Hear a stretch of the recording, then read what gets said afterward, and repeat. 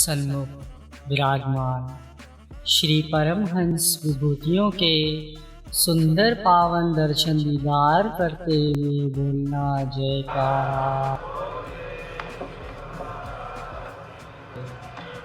जो भी गुरुमुख सच्ची श्रद्धा और पूरे विश्वास के साथ श्री आनंदपुर दरबार से जुड़ा है, वो गुरुमुख प्रेमी हमेशा अपनी झोलियाँ रहमतों से भर के ही लौटा है।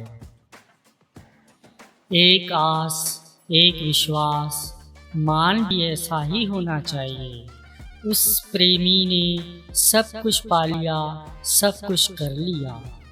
एक परिवार जो पंजाब से है, वो नए नए श्री आनंदपुर दरबार से जुड़े।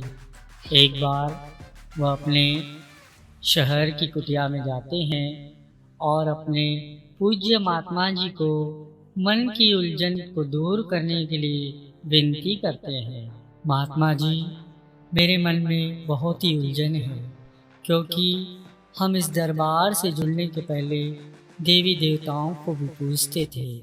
अब ये डर सता रहा है कि अगर हम श्री गुरु महाराज जी को पूजते हैं तो वे कहीं नाराज न हो जाए। क्या महात्मा जी किसी एक को चुनना जरूरी है? महात्मा जी यह सुनकर उनको कहते हैं कि प्रेमी, तुम्हारी बात तो बिल्कुल ठीक है, क्योंकि तुम्हारे मन में जो उलझन है वो कई अच्छे अच्छे लोगों के जीवन में आती है। गुरुमुखों, रहबर जो सच्ची राह दिखाते हैं। हम सब गुरुमुखों के कोई न कोई शहरों में अपने कुटियाओं में रहबर है।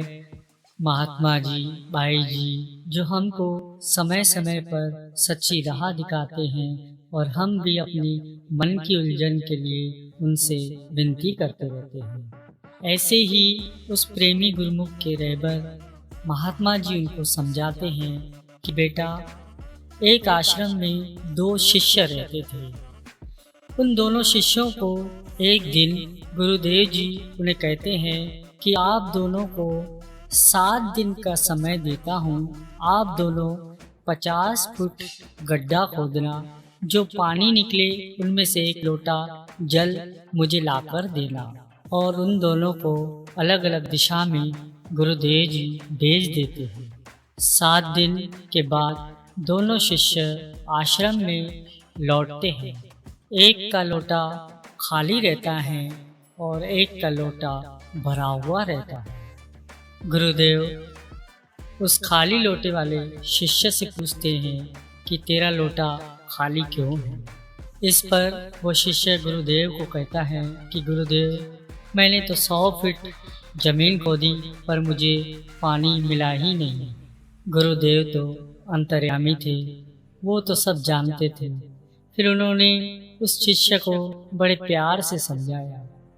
गुरुदेव ने कहा कि वत्स, तुमने 10 जगह गड्ढे खोदे, इसलिए तुमको पानी नहीं मिला, और तुम्हारे साथी ने सारी ताकत एक ही जगह लगा दी और उसे 50 फीट पर ही पानी का स्रोत मिल गया। अब सारी सृष्टि के रचयिता सब वही है और सब उसी की माया होती है। अलग कोई नहीं होता, पर अंतर मन में एक छवि अपने इष्ट देव की बहुत ही जरूरी होती है। जब आंखों को बंद करते हैं तो बस केवल वही एक छवि, एक स्वरूप दिखता है। एक निष्ठा बहुत जरूरी होती है, और हम गुरुमुख तो बड़े भाग्यशाली हैं जिनको श्री परमहंसों की छत्र छाया मिली है।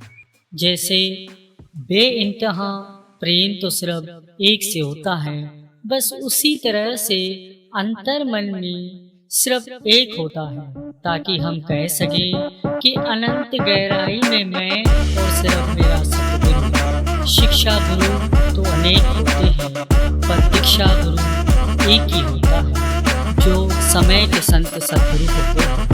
और घबराना मत, नाराज कोई न होगा, सब एक ही माया के हैं।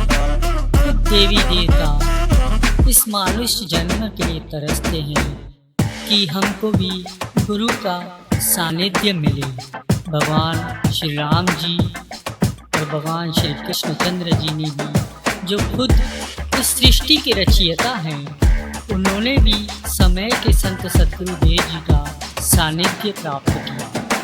जैसे अर्जुन को लक्ष्य भेदन में सिर्फ पक्षी की आँख दिखी, बस तू भी अर्जुन बन जा, फिर देख आएगा जीवन का असली मजा। प्रेम गली बड़ी सांतरी, जामी दोन समाए, एक साधे सब सदे, सब साधे सब जाए। ऐसे ही एक बार एक गुरुमुख प्रेमी ने श्री गुरु महाराज जी के आगे विनती की कि स्वामी जी, भगवान श्री राम ने तो रावण को तारा, भगवान श्री कृष्ण जी ने कंस को तारा, उनकी राशि तो एक ही थी, हमारी राशि तो अलग अलग है, फिर ये सब कैसे होगा। इस पर हमारे हृदय सम्राट श्री सद्गुरु दाता दीनदयाल जी, श्री पंचम पातशाही गुरु महाराज जी ने मुस्कुराकर उस प्रेमी से पूछा